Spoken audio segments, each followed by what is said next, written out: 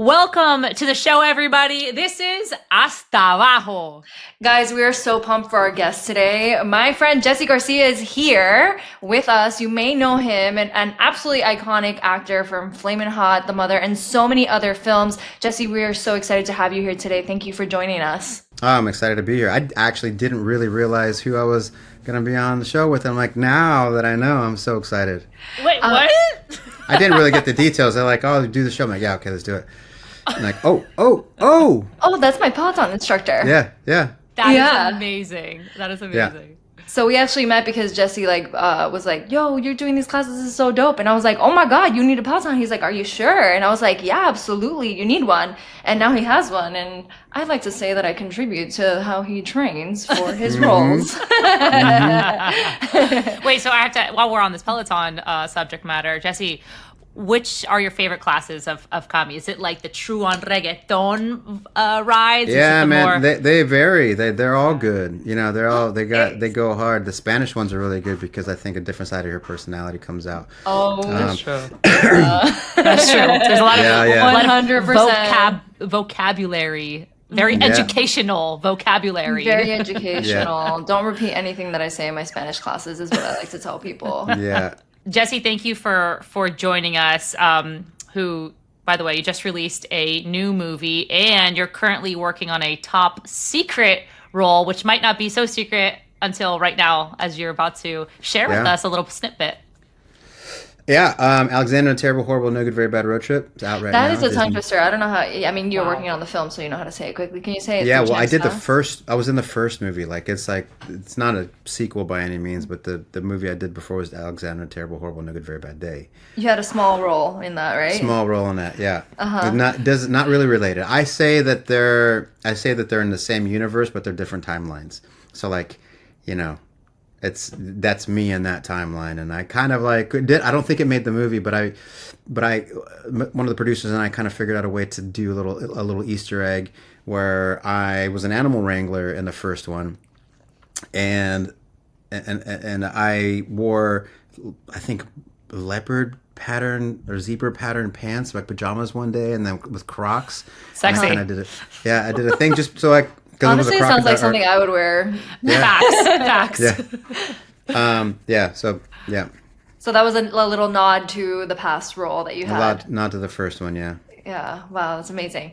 Well, every single episode we start with a little cafecito, catch up kind of situation. I think something very cool about you is that you were a cheerleader. That is. I love that so much because that is such a challenging sport. Can you tell us a little bit about how you got into that? Senior year high school, I was football, wrestling, and track all through high school. And our coaches took us to a University of Wyoming football game as kind of like starting the season type of thing. I saw the cheerleaders warming up, and they did a chair where they had their hand is on their ass, and I'm like, oh, I could do that. And the high school cheerleading coach was sitting right next to me. She goes, they get scholarships for that. I was like, what? I was like, should I quit football and wrestling and be a cheerleader? And she's like, yeah, if you want to. I'm like, of course I didn't. And then a wrestling tournament, she hooked me up with meeting me with the cheerleading coach at Eastern Wyoming College in Torrington, Wyoming. And I met with her after the wrestling season was done. Tried out for an hour. She goes, yeah, cool. You got great potential. If you want a scholarship, come. So that's how I did it. I tried out for an hour and tossed Susie Reboyne around a little bit and made the squad. And then eventually 2 years there, and then I went to University of Nebraska and cheered at Nebraska. Do you say that it's easy to just throw somebody around in Literally. there? There's so much technique to that. Yeah. 1,000%.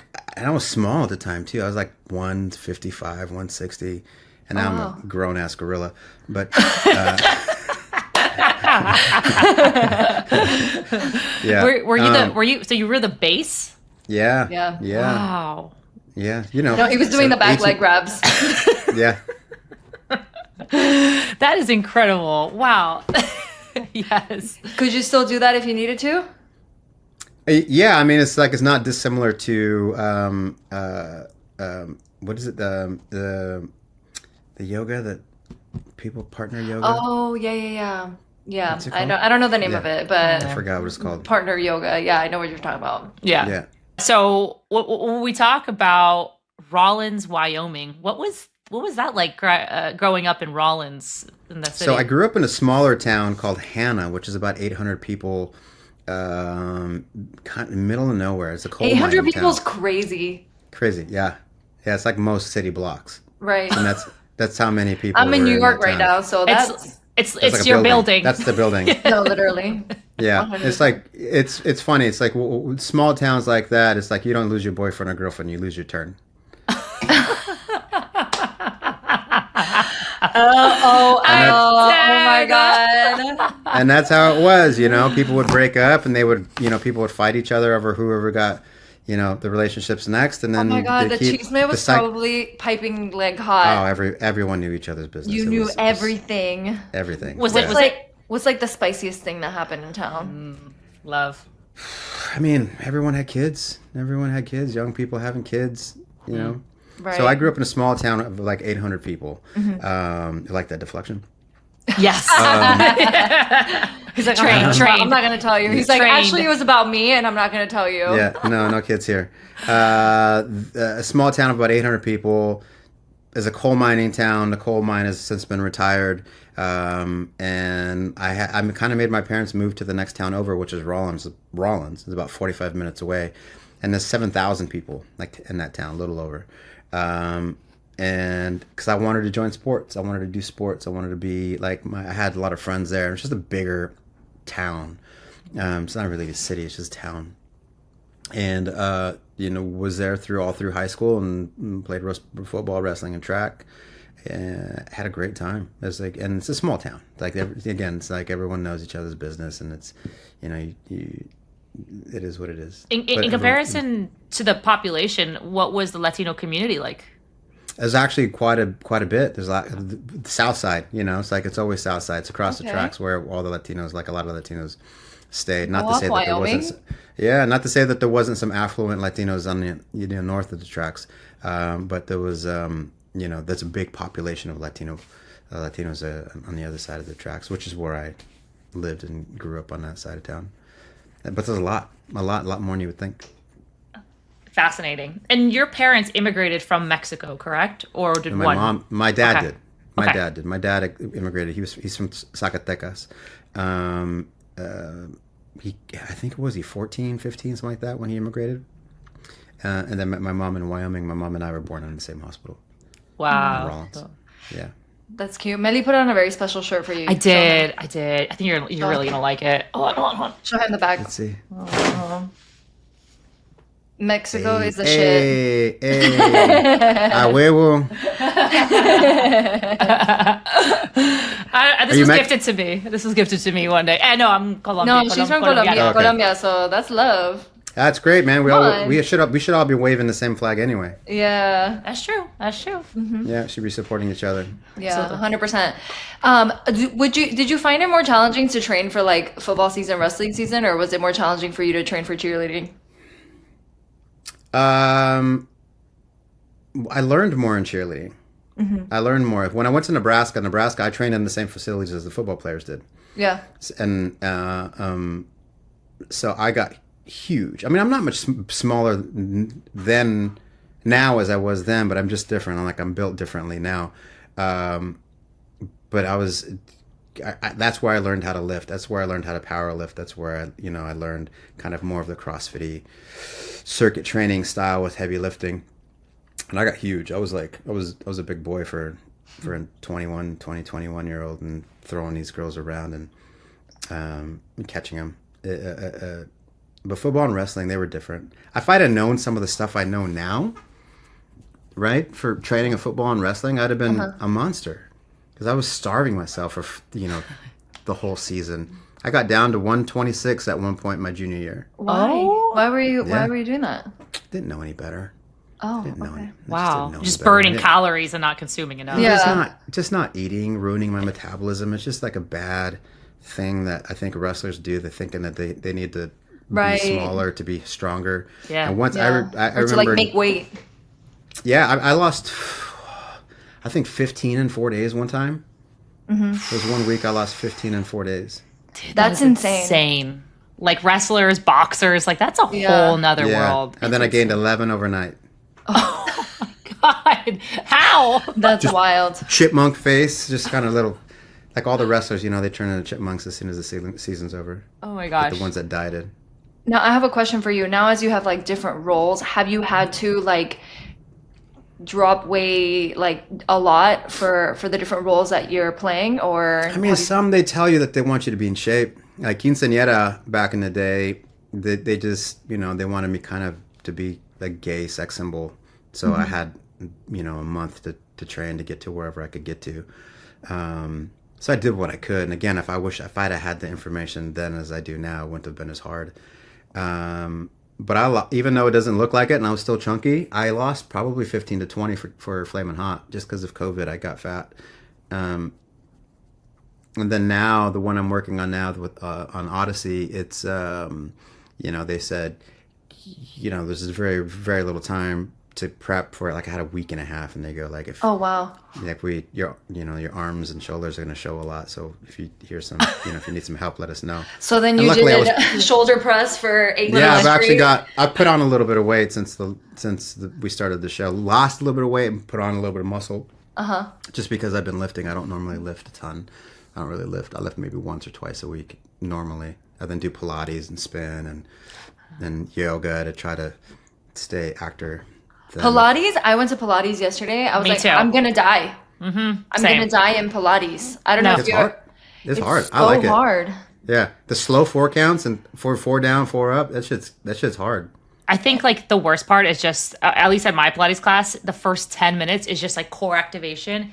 I'm like trembling and my abs are on fire. And I'm like, literally the first 10 minutes, I'm like, why the fuck did I sign up for this class? Like, why am I here? Why am I here? But then afterwards, it's like, all right, like now I feel, this girl feels It's funny snatched. is because I'm a little bit bigger. I'm more muscular, baby Mexican gorilla.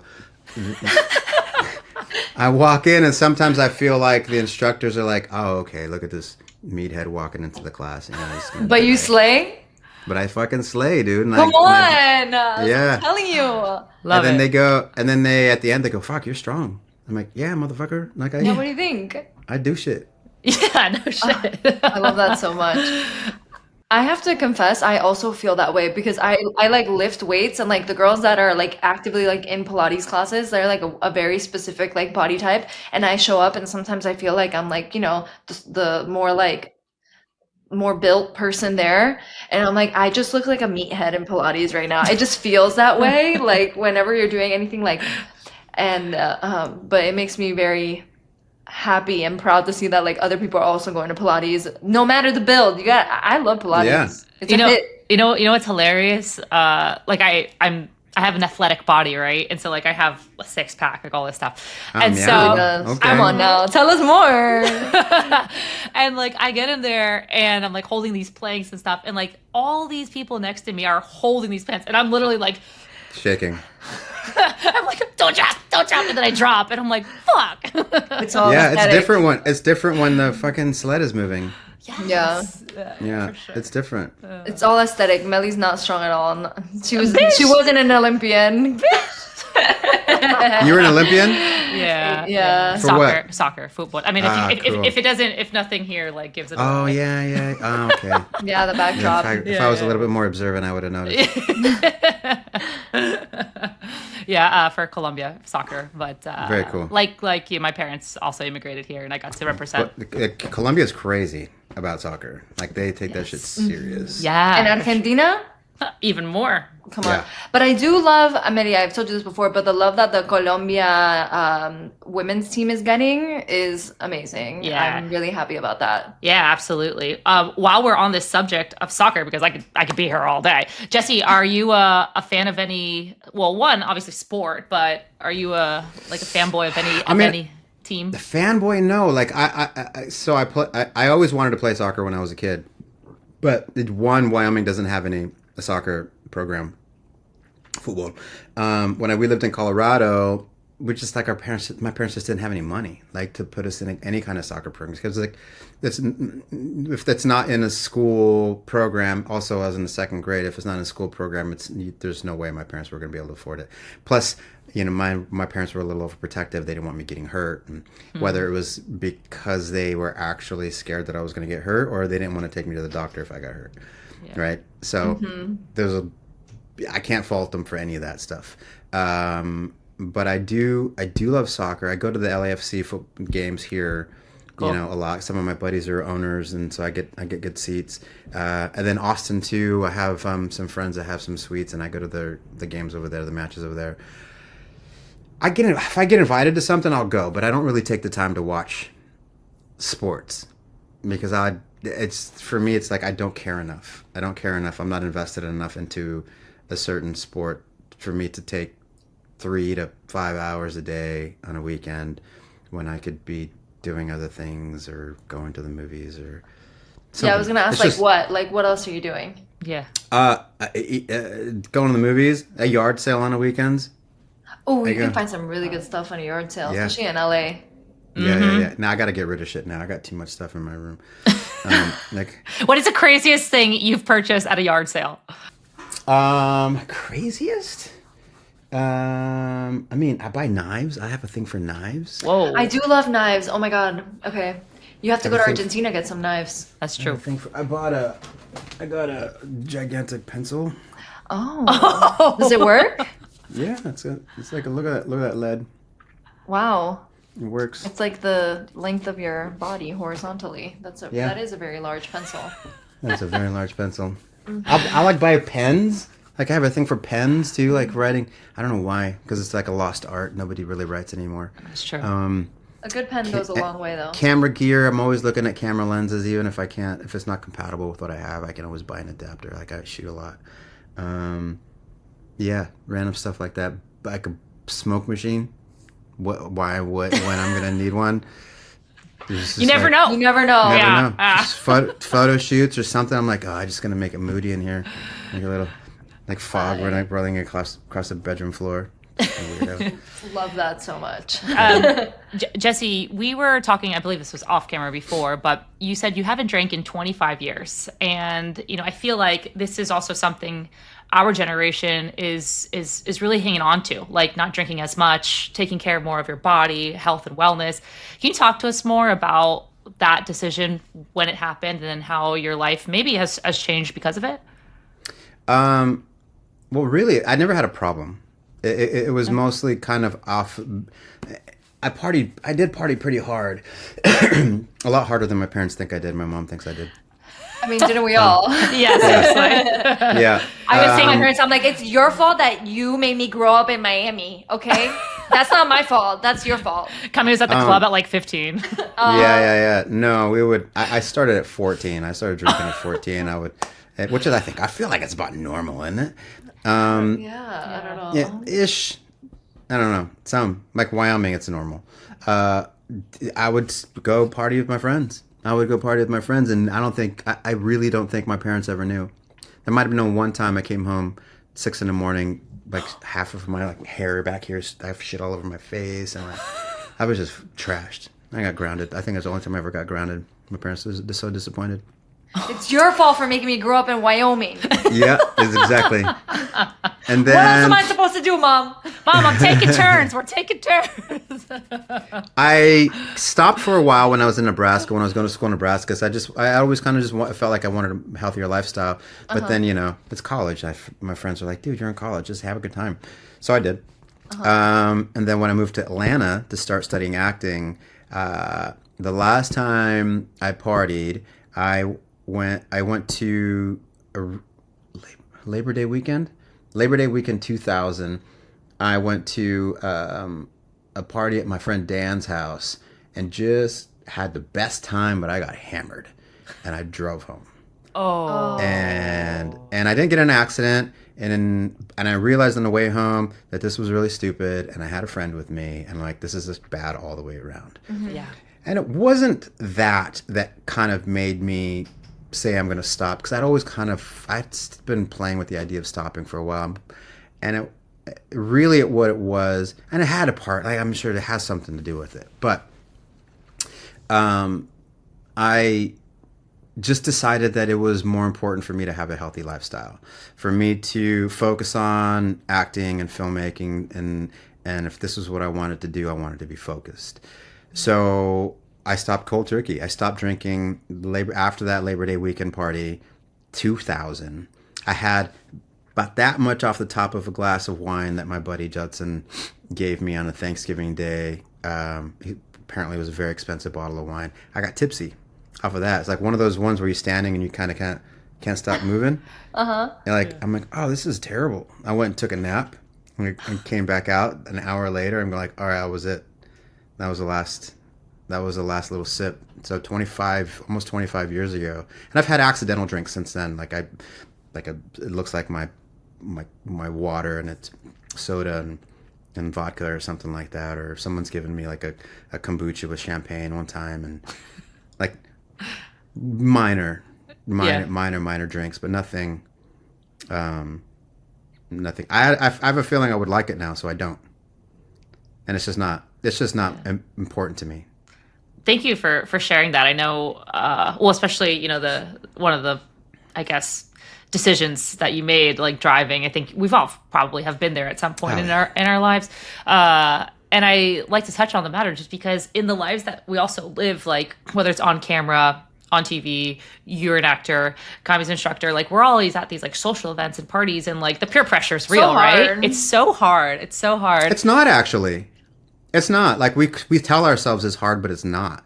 Like it's okay. Scream at me, Jesse. Tell me what I need to hear. Tell me. I want to hear it.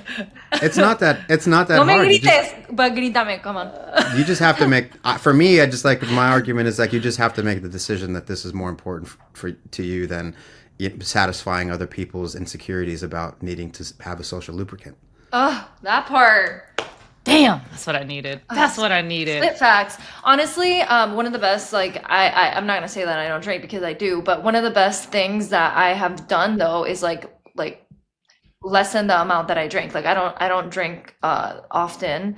When I do, well, I have fun, but it doesn't happen as often as it used to, for sure. And I think the job that I have right now is something that like made me realize that in order for me to show up in the way that I want to show up and in the light that I want to show up for other people, like I have to, number one, be okay myself, and like alcohol is a depressant. So let's face it, like I'd just be walking around, I'd be like, why am I so sad today? It was like, oh yeah, because you had wine this weekend or whatever, and be like, okay, that makes sense. I started to pay attention a little bit more to why I was feeling the way that I was feeling when I was feeling it. And a lot of it came back to that. So I have a lot more awareness of when I'm making those decisions, for sure.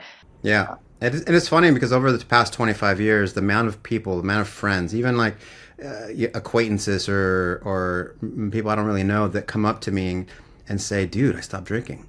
Like I'm a month or I'm 2 years, a conversation that I had with them at some point, or just saying like it's not important to me, or having giving them a small nugget of why I don't do it. They go, I'm in a lot, like I don't drink anymore, and da da da da da. And so it's like we don't really, you don't realize the impact that you're having on others just by kind of like holding your ground and saying like this.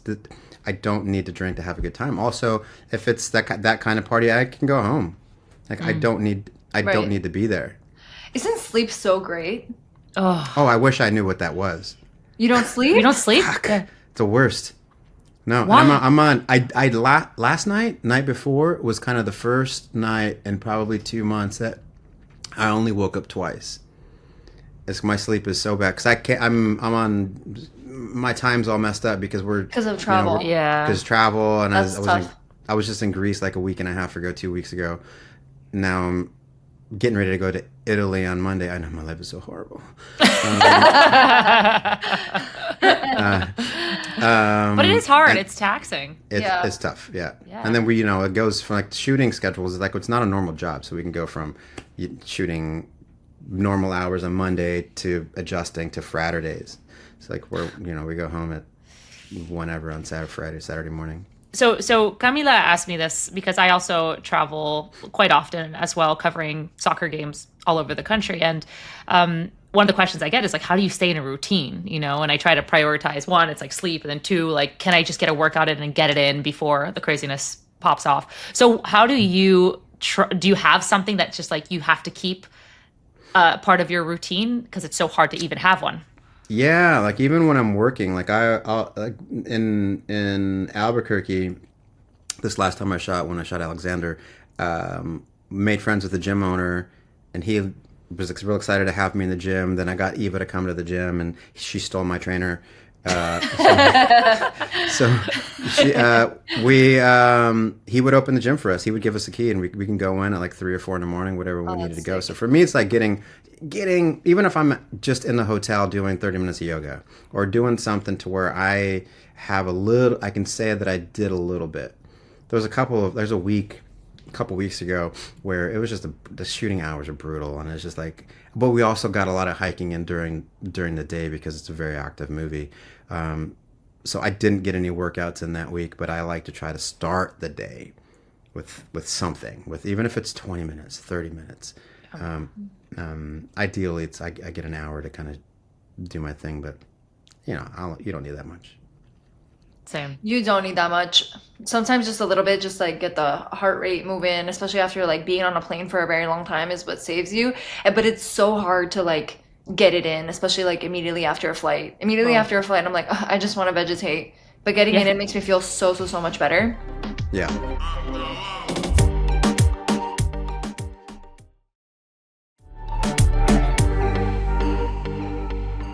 You mentioned Eva Longoria, big love.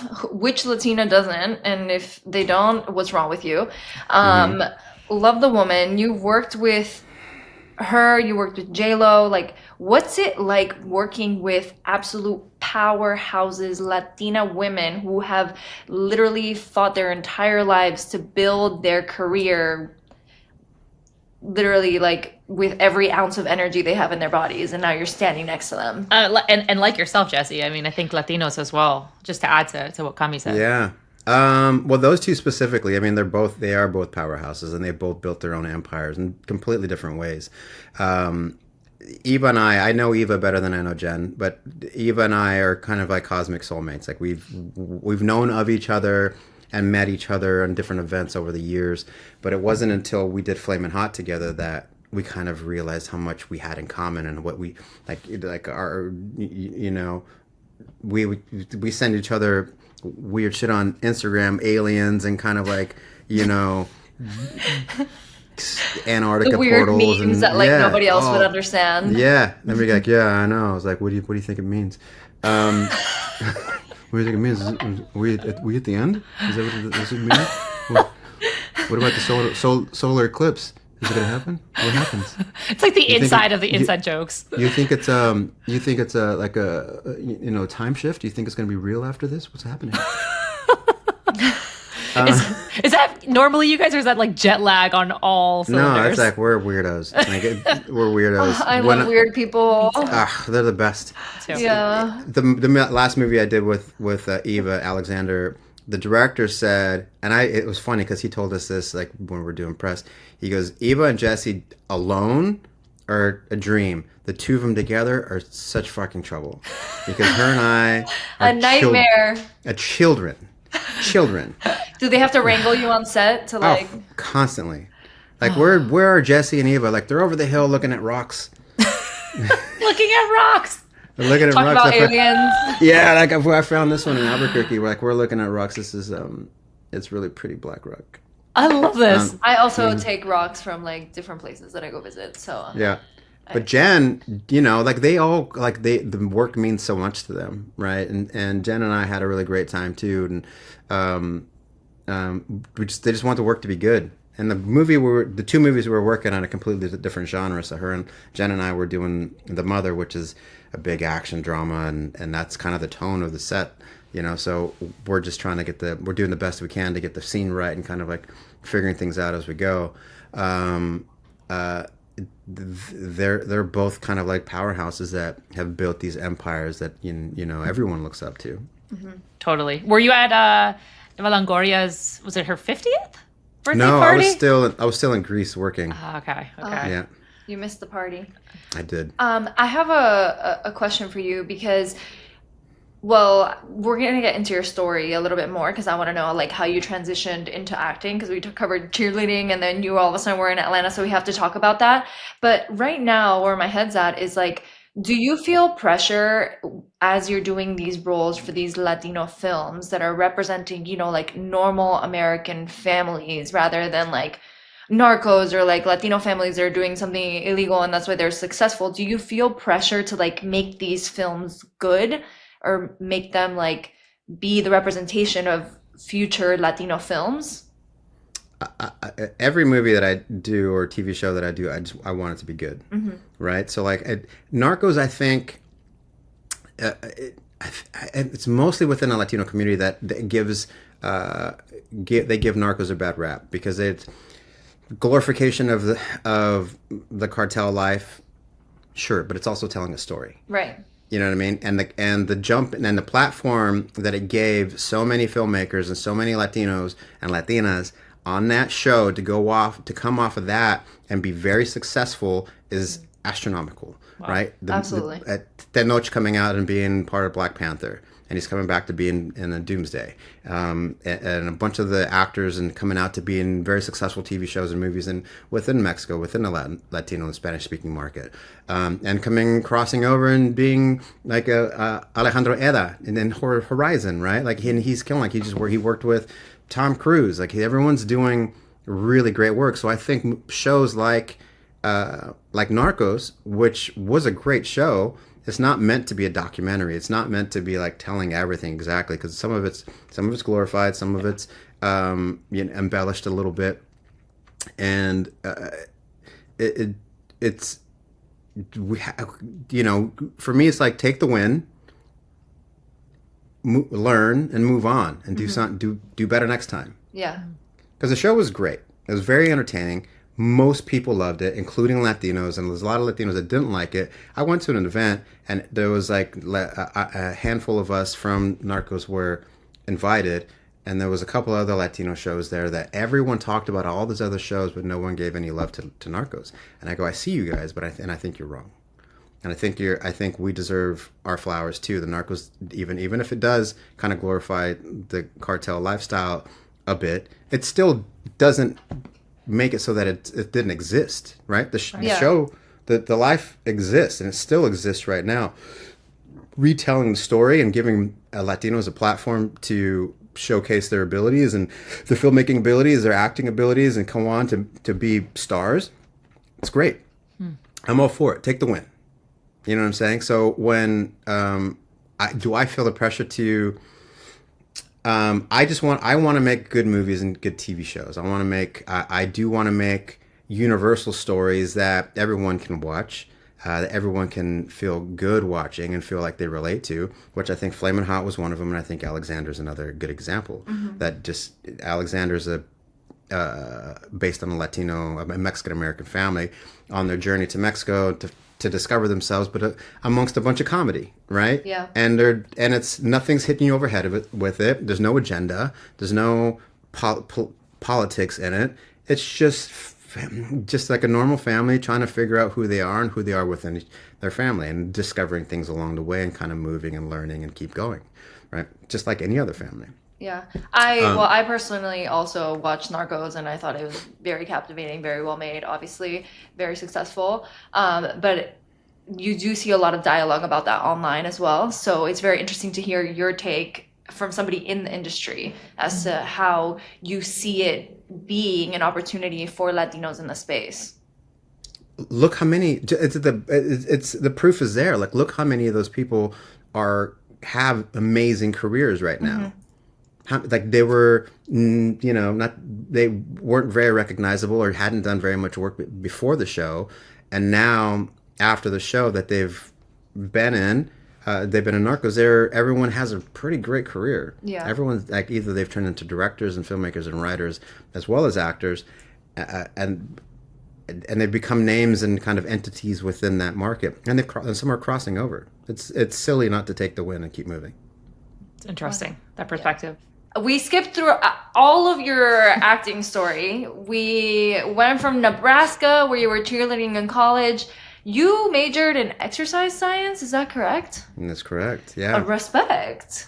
Yeah. Respect. And then how did you transition from a major in exercise science to acting in Atlanta? Like, it was when I originally went to school. I didn't even know if I wanted to go to college. I went to college because I got a cheerleading scholarship. So I wasn't even. I thought I was going to go to like massage therapy school and learn massage and acupuncture and do that, Eastern medicine. That's what I thought I was going to do. I thought I was going to move to Colorado and do that. But I got a scholarship. I'm like, all right, cool. I don't know. I'll try college. It's easy.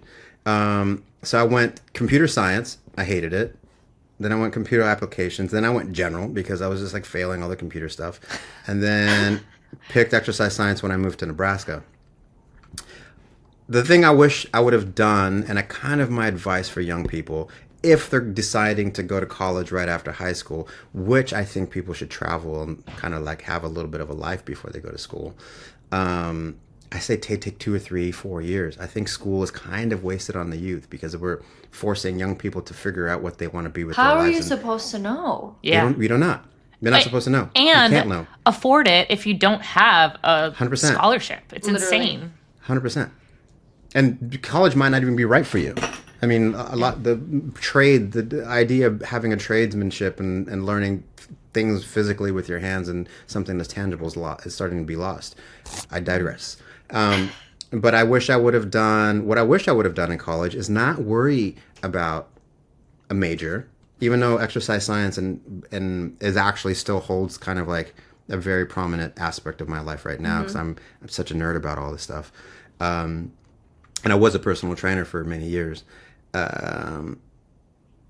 Is I wish I would have done all the art classes I wanted to do. I wish I would have done sculpting. I wish I would have done pottery. I wish I would have done photography. I wish I would have done writing. I wish I would have done all these other things that in my heart, I really wanted to do. But I did all of these classes that I thought I needed to do in order to survive in life instead of thrive in life, instead of feed this artist that had been suppressed throughout my young life. You know what I mean? So I can relate to that story a lot. My dad was like, you need to be like a doctor. That's or a common. mathematician. Latino families. Yeah, as That's- immigrants, you want to make sure that your family have that your kids are better off than you were when you got to this country. So my dad telling me, I want you to be a doctor instead of like a cycling instructor. Like, who would have thought I would have ended up here, right? So there is that like level of them wanting to protect you, but I can totally relate. yeah. So, and one of my classes, I was in my third year of college, and I still kind of was still figuring out what I wanted to do. And I met a girl in one of my classes, a friend of mine. The short story of it is like on campus one day we were talking, and she told me she was going to go to this actor model search thing in Chicago. And this is in Lincoln, Nebraska. And I said, cool, let me know how it goes. And she went, and this guy named Judson Vaughn, who had these acting classes there, he's an actor, writer, director, producer, and been in a bunch of movies, had these classes, and he invited her to go study in Atlanta. And she goes, you should come with me. And I said, no, I'm okay. In my head, I'm thinking like, one, I don't know you. I don't really know you. And two, like, I don't really know you. I don't know who you are. And then three, like, I had a full ride scholarship, basically, and I was actually making money to go to school with all the other grants and scholarships at University of Nebraska. Legit. Which I had just got put in. Yeah, cheerleading, dude. Come on. Who would have thought? Who would have thought? Yeah.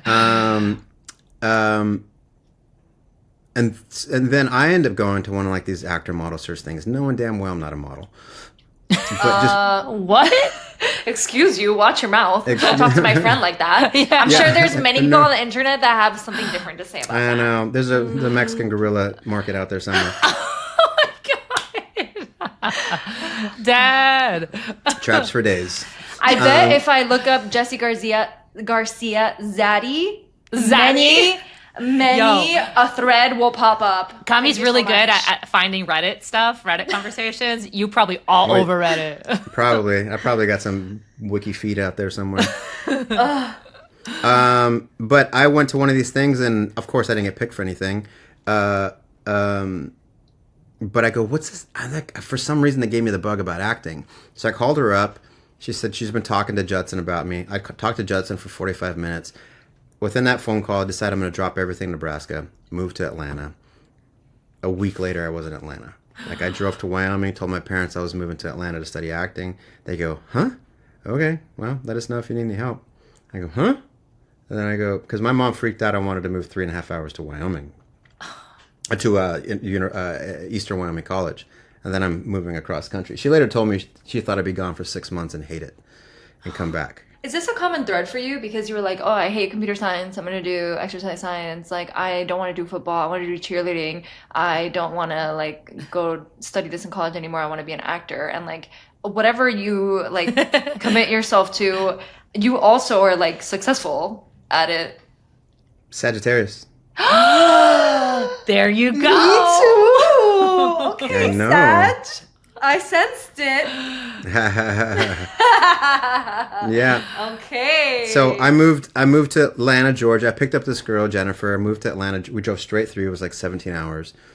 Got to Judson's house, passed out for like a day, and then started classes that week. And so I went to two classes a week. I did an extra gig background on a movie called Boycott. It's an HBO movie about Martin Luther King. And then I had my first audition. I booked my first audition in the driveway on the set of this movie that my friends were working on because a guy dropped out. Driveway? The driveway. I was just in a driveway. They could come to set, and I did this thing in a driveway of the set, and they go, cool, can you be here at 7 a.m. tomorrow? I'm like, yeah, man, I'll be there. So it was my first audition. It was like this movie called... Like that. Yeah. Just like that.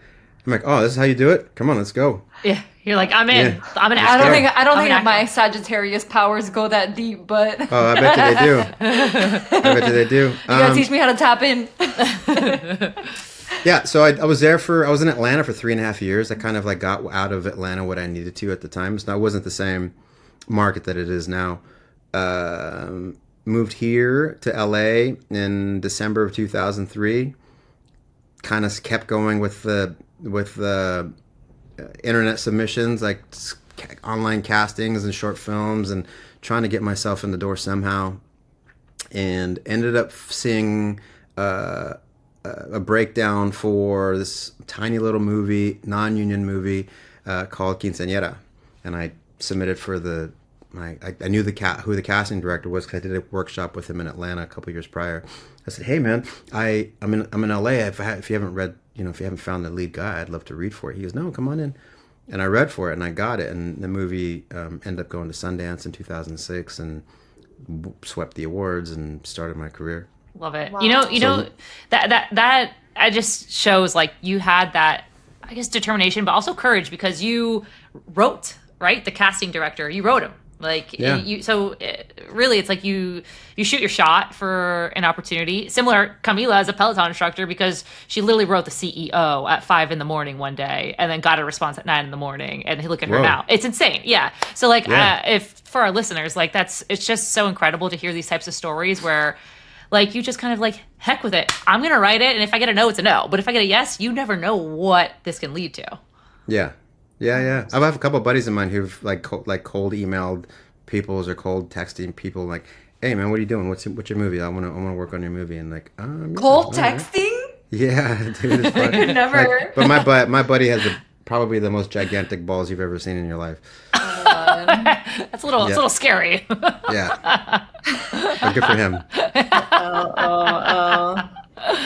Ay Dios, qué huevos, qué huevos. I gotta send some more energy to my ovaries. Grow some courage, girl. Yo, she got some big ovaries. Yeah. Ovaries. And what's the worst that can happen? No. Yeah. Yeah. Did you ever think about like quitting your acting career? 100%. When? 100%. So, Quinceañera came out, and I got a handful of movies. So 2007, I did a bunch of movies. One movie paid me really well. The first time I've ever made that kind of money. This is back in the day when there was actually money to shoot movies. And I didn't get paid a ton, but I got paid more money than I'd ever been paid. And the movie never came out. So like there's 2 movies that year that I did that never came out. And I did a couple of TV shows. 2 movies that didn't come out the same year? They never came out. there's 2 movies I was a lead of that just didn't. They just died. I'm still trying to figure out a way to get those movies out. That's insane to me. Yeah. How long Yeah. did you film for? I don't know. One was probably a month and a half or so, and the other one, and it was a big movie. It was with Wilmer Valderrama, Lawrence Fishburne. Holy Peyton Fields crap. was in it. And it never Jeffrey Dean came Morgan out? was in it. Never came out. It's a good movie too. But you, Still trying. so it didn't come out, but like contractually, like you got paid for that work. Yeah. Okay. Yeah, it just didn't come out. No one got their flowers for it. Wow. Yeah. Yeah. I'm still working on trying to get that movie out. You can watch the trailer online. It's called Days of Wrath. Okay.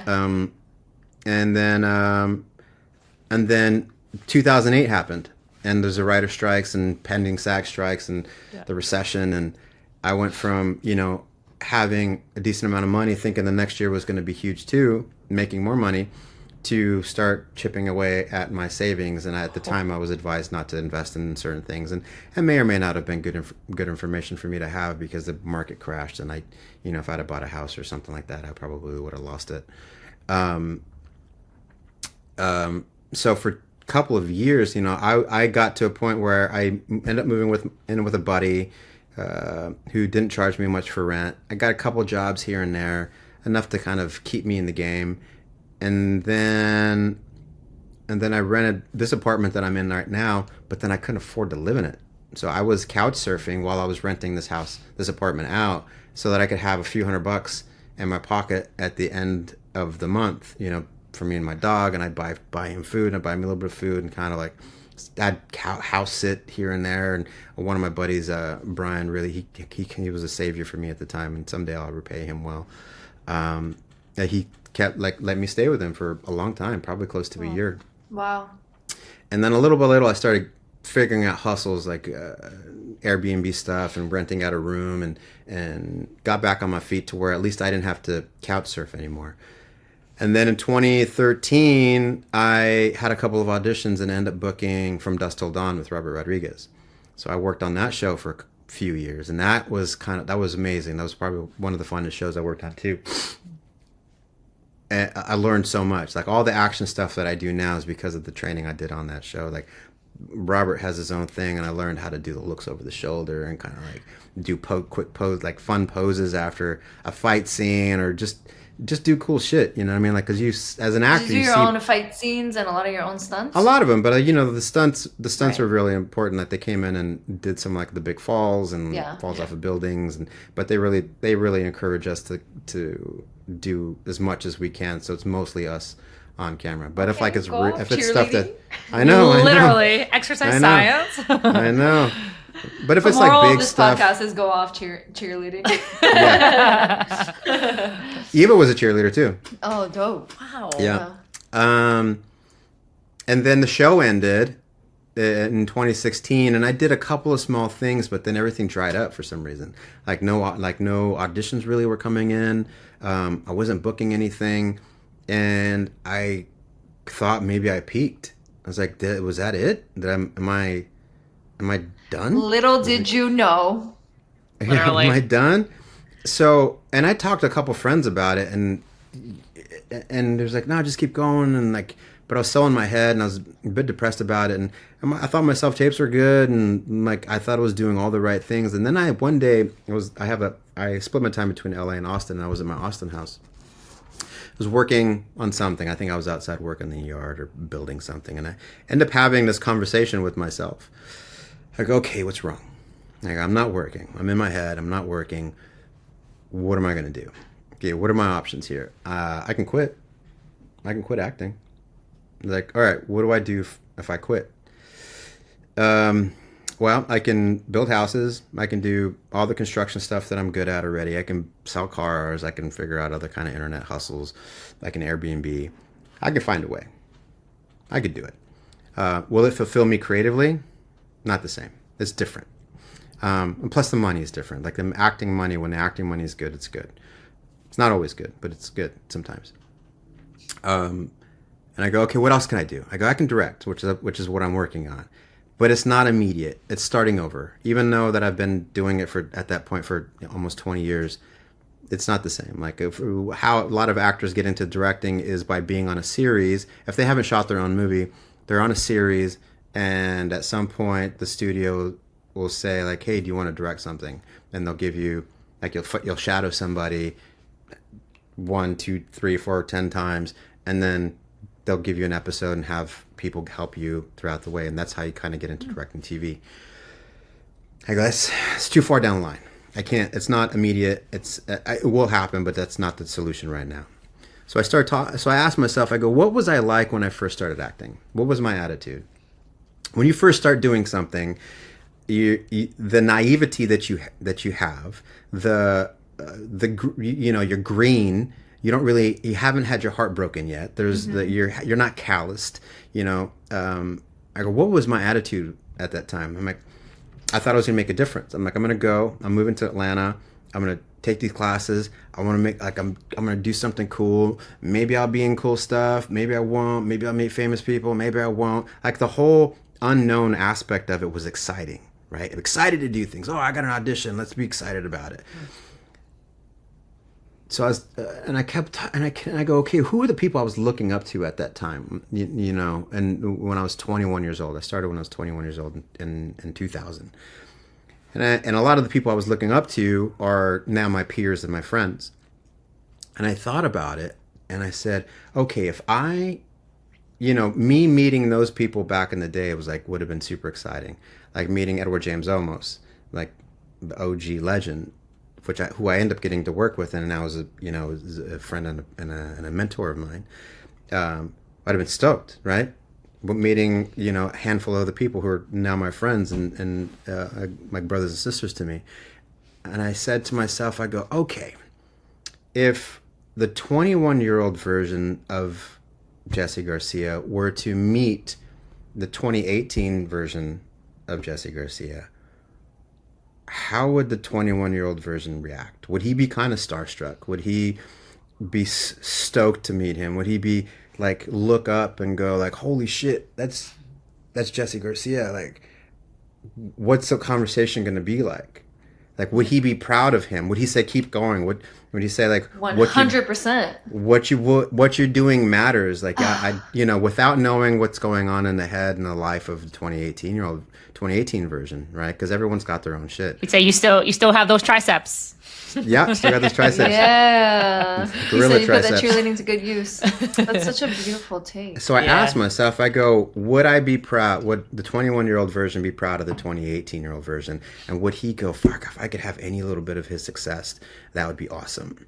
Because, at the time I'd done Quinceañera, which came out, which is a really beautiful movie. La Misma Luna, which is like a small part, but another beautiful movie. Avengers, small part in Avengers. From Dusk Till Dawn, handful of other things that I got to do. The first Alexander and Terrible, Horrible, No Good, Very Bad Day, small part in that. And I go, would he be stoked, maybe a little starstruck, and kind of go like, dude, whatever you're doing, keep it doing. I'm proud of you. And I sat there and I go, yeah.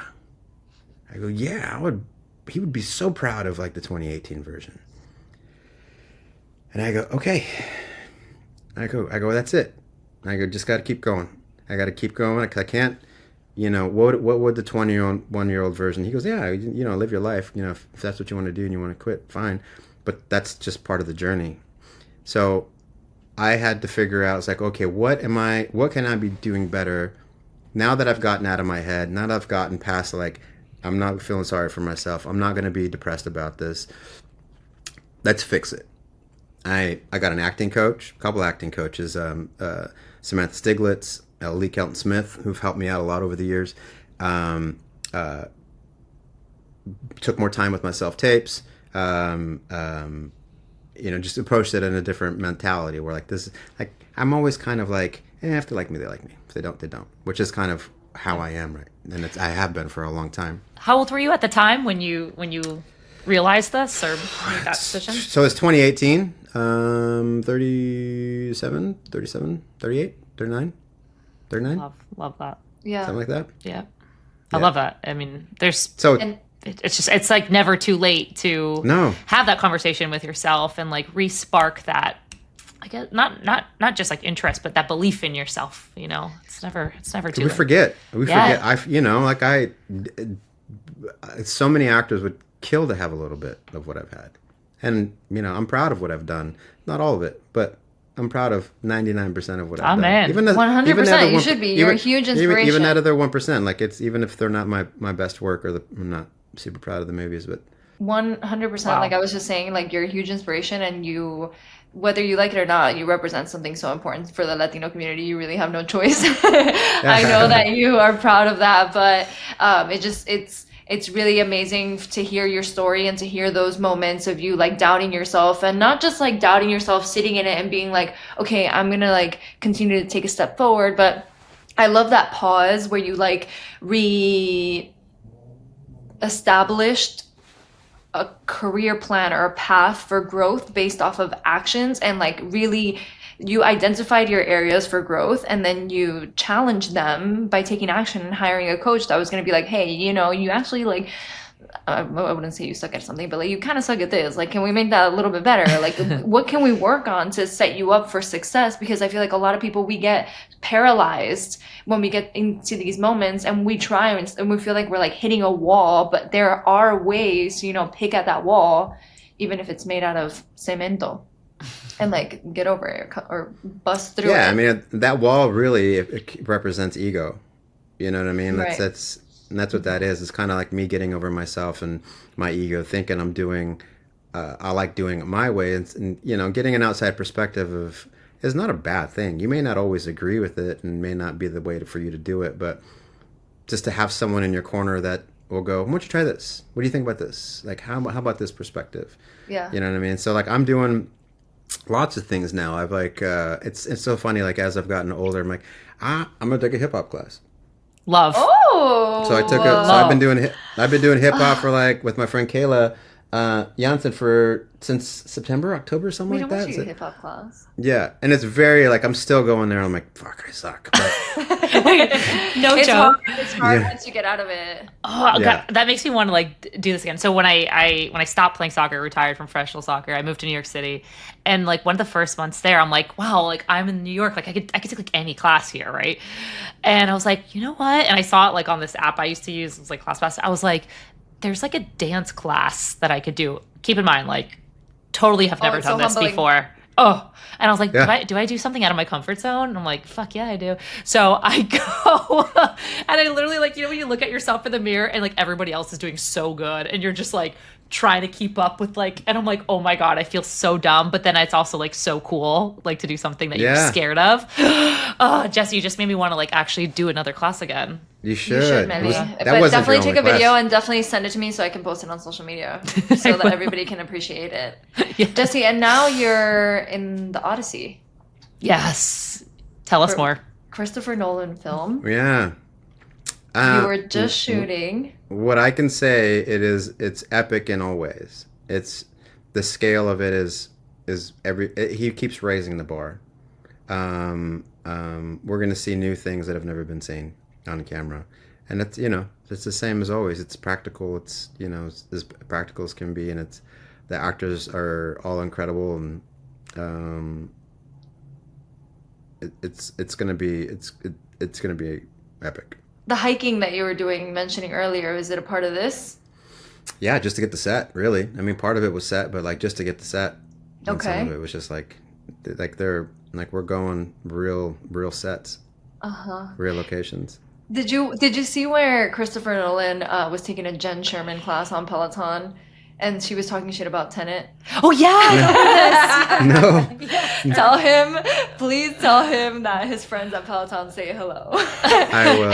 And that we're excited to watch the film. But yeah, so he was like taking a Jen Sherman class, like thinking he was like safe, like nobody was gonna talk shit about him, nobody was gonna like come up to him and be like, "What's up, Christopher Nolan?" And then she's like, "I just watched Tenet." He's like, "I love a Christopher Nolan film, but I need those 3 hours back." And he was like laughing about it, mentioned it in an interview. It was like a whole thing. It was all over the news. That was Funny. all Yeah. over the news. It was all No, over the I haven't news. So seen tell it. him we send him love, I and that we're will. excited to watch this next one. Jesse, question for you, and this is literally like back to basics, and I think our listeners would love to know too. How do actors memorize these scripts? Like, what is the key to memorization, and like also not just memorization, but also improv and getting into character? It depends. Like sometimes a script, like I'll read it once or twice and I got it. But there's other times. Jealous. But other times it's like I just can't. Like it takes repetition. Once or Like, twice is crazy. It's Your very. brain It's is like different. it just yeah, when you're warmed up and like, especially if you're working on a TV show, sometimes you're that's just how your brain's working. Like you can read it once or twice, and you're good to go. But for me, my memory isn't probably from recreational activities when I was young. Is not what it is not what it could be. So I'm doing a lot of NAD plus and like other peptides now to reconnect some neural pathways so I can have better memorization. But sometimes it's there, sometimes it isn't. It's just I find ways to connect dialogue and connect. I also see where words and sentences are on the page, right? So like when dialogue is written out, I see patterns. Like I'll know which ones come where, but also it's like repetition. Like some of the Flaming Hot monologues I sat with for weeks, and every time I have a break I would go over it and try to figure it out. But also Was it always easy for you, or is this something you like grew into? No, I mean the dialogue really isn't that easy for me. Like memorizing all that stuff is not. For me, it's repetition. Like like my buddy Zane, who can look at it once or twice and have it memorized. It's unbelievable. Like the amount of words that he can remember. Just it's such a talent. And Such a talent. I don't have it. Like sometimes I do. Like sometimes I'll read it once or twice and I got it. But Yeah. It's so funny because like I said, I cover soccer games, so we have press meetings. We meet with the coaches, we meet with the athletes, and this is the day before game. So the day of game, we obviously need to storytell. We need to talk about all the information that we learned in a matter of like 5 hours, condensed into a 2-hour match. And there's this one, Kyle Martino. He won't even write a single thing down. Okay, and then game starts, he's on camera and blah blah blah blah blah, and there am I'm like literally in the press meetings, and then I'll have them like bullet pointed, and then I'll rehearse like in the hotel room, and I have to like go the extra 50 miles to nail it, where like some people are just naturally talented. I'm like, god dang it, why didn't I get that gene? have you ever not done it to see what happens? No, I mean, shit, I'm a little scared. Should I? I could never. Should I? could never. Should I? Should you? Not on like a big Jesse, if I lose my job, I'm coming knocking at your door. just kind of have faith in yourself that you know what you're doing. Love this. Okay. one. Wow. We'll oh my god, report you back. have to report back. You have to report back. Meli's like, Jesse, you need to get me a job. What if you were just listening to your fellow colleagues instead of in your head? Yeah. That's There you actually And trust that you know the stories. Have your cheats. Yeah. Something that you might remember, but I bet you have it. I bet you have it more than you think you do. You're probably right. I mean, that's really like, I appreciate that. I really should try it. I'm gonna try it. That's my challenge for this next month. I'm gonna say it. That's my challenge. Yeah. Hey, Yeah. Let's go. Yeah. you got this. I believe in Thank you. you, Actually, thank you. I believe in your little brain. Jesse, before we take it into our last section, I want to ask you something that we like to ask everybody on the show. When you think about your life, de arriba hasta abajo, what do you think is the factor that contributed the most to your success?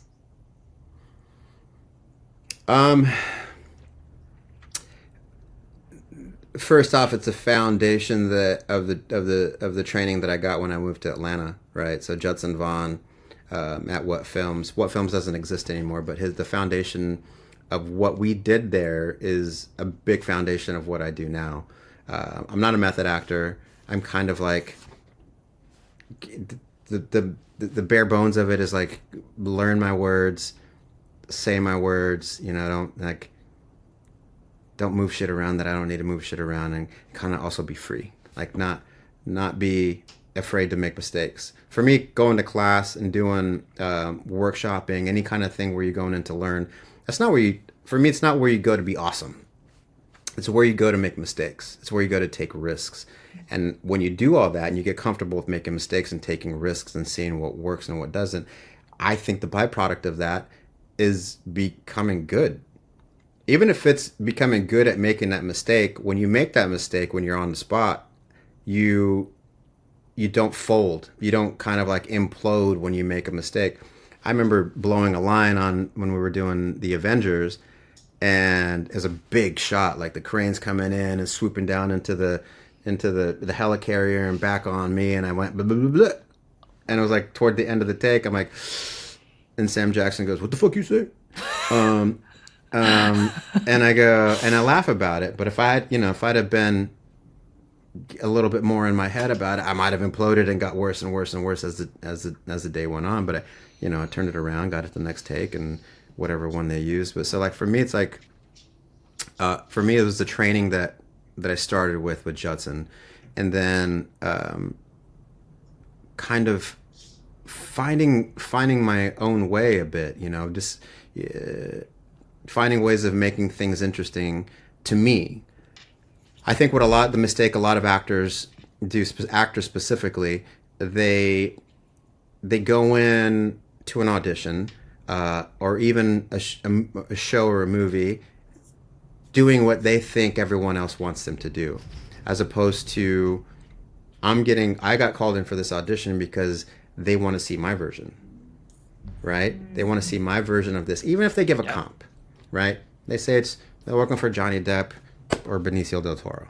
I'm not Johnny Depp or Benicio del Toro, right? I'm Jesse Garcia, and I'm going to give you my version. So when I do my version, I'm like, fuck it. Like, I don't really pay attention. Like, again, I've been doing this for a long time, and it's not really necessarily great actor advice for young people, like people just starting. But for me, it's like, I'm going to do my version first. And if they like what I'm doing, then they're going to come in and go, "Oh, we love that. Can we try something this way? Or I'll to go further with that. Or maybe I booked a job, and that's how I do it, because that's the version I think it should be," right? Mm-hmm. As opposed to me going in and trying to do, Johnny Depp's version of Jack Sparrow. That's been done already. Yeah. No one wants to see that. They want to see your version. Uh-huh. So for me, it's like, again, it's taking risks and not being afraid to make mistakes. It's not life or death. You get a job, cool. If you don't get a job, it's cool. Some of it's life-changing, could be life-changing, but some of it might not be either. Like, I didn't really work for 2 years after Flamin' Hot came out, for whatever reason, whether it's the politics of the industry, or who knows, right? I'm on a really big job now, and it's a really cool job now, but it took, it's 2 years, and you just kind of have to be patient and have other things going on in your life. For me, acting is not my life. It's what I do for a living, and the other things that I do that are my life feed my artistry. Right, so like that's the other thing too. Is like I'm not in a. You have to be careful not to get caught in survival. Right, you have to learn how to thrive, even if you're struggling a little bit. How to feed this artist. How to feed, the thing that you're focusing on doing, but still knowing that you have a life outside of it. I think it's just finding your way and your own way, and kind of like figuring out what that is, as opposed to trying to be, a carbon copy or emulating someone else's. Super, super quick. What would you say to somebody? Because right now everything on like social media is like, oh, this is so cringe. This person's so cringe. This person's so cringe, until they're not and they're successful. Like, what would you say to somebody who's like afraid to do something, especially creative, because they're afraid of being cringe? I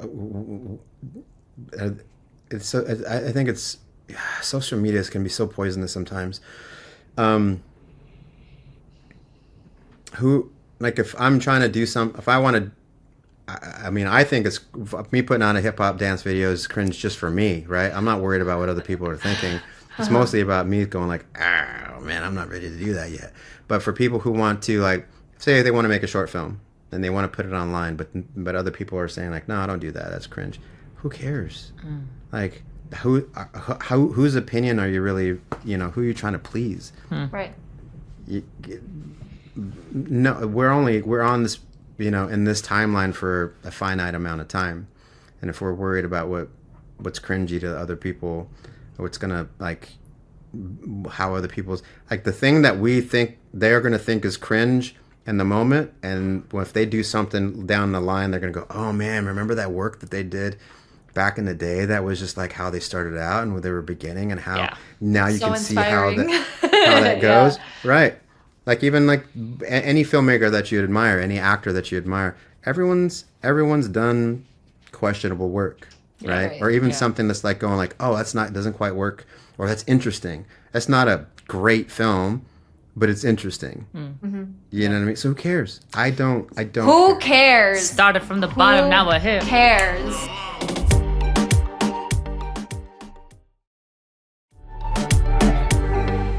All right, we're gonna wrap with our segment Hágame Famosa, which is essentially is where Yes. we help people. We like give them an assist so that they're well versed in music and in sport, especially football with Meli. But because we have you on today, I want to know like what is your like hype go-to like hype track, like pump up song Oh man, you. when you're like getting in the game, like ready to fuck shit up.